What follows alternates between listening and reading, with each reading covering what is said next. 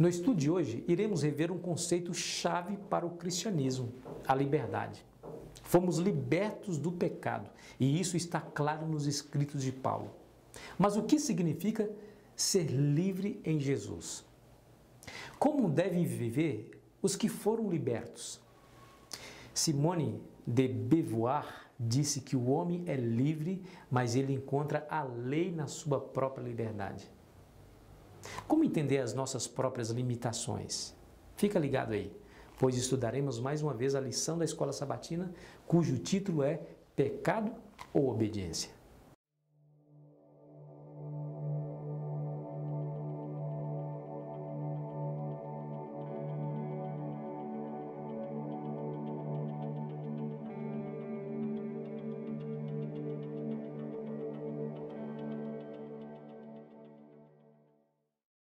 Escute o texto de hoje.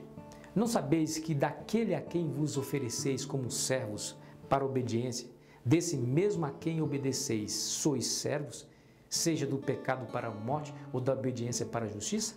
Romanos 6, verso 16. Paulo demonstra que antes éramos servos de um tirano terrível, o pecado. Fomos libertos pelo sangue de Cristo para continuarmos em uma outra servidão. Agora, para a justiça que gera vida eterna. O argumento de Paulo é claro. Não somos livres para vivermos como queremos. Não somos livres para dar asas às nossas paixões. A ninguém foi dada a liberdade de pecar. Claro, Deus respeitará a sua liberdade até de querer pecar.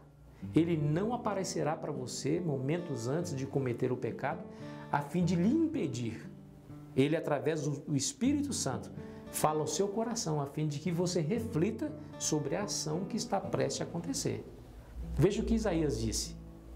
Quando te desviares para a direita e quando te desviares para a esquerda, os teus ouvidos ouvirão atrás de ti uma palavra dizendo: este é o caminho, andai por ele. Isaías 30, verso 21. É isso que o Senhor faz por você e por mim. Ele vela por você.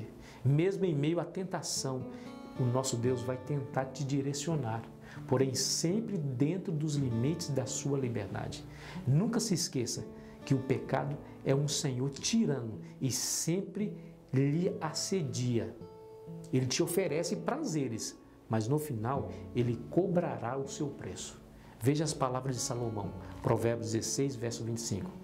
Há caminho que parece direito ao homem, mas afinal são caminhos de morte. Há dois caminhos que nos é proposto. O outro é o caminho da justiça que leva para a vida. Paulo não deixou nenhuma dúvida da existência de somente duas opções nesse quesito. Ou o pecado para a morte, ou a justiça para a vida. O poder da escolha está em nossas mãos. Isso me faz lembrar as palavras de Deus ao povo de Israel lá no deserto. Escute, Deuteronômio 30, verso 19. Os céus e a terra tomam hoje por testemunha contra ti, que te propus a vida e a morte, a bênção e a maldição. Escolhe, pois, a vida para que vivas tu e a tua descendência. Percebe?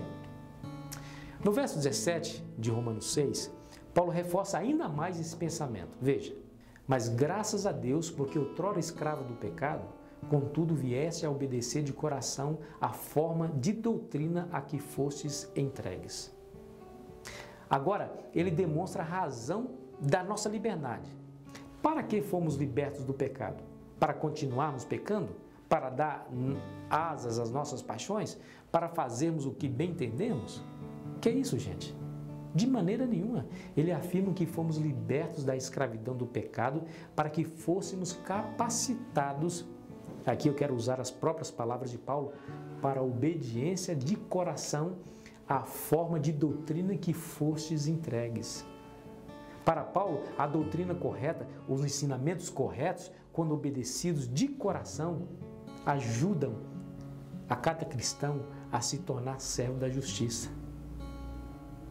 Cuidado com aqueles ensinamentos que pretendem afastar você da obediência. Fuja deles.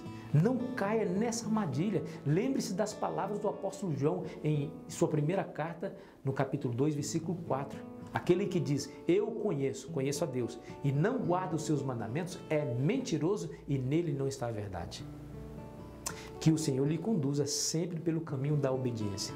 E nunca se esqueça, não sabeis que daquele a quem vos ofereceis como servos para a obediência, desse mesmo a quem obedeceis sois servos, seja do pecado para a morte ou da obediência para a justiça.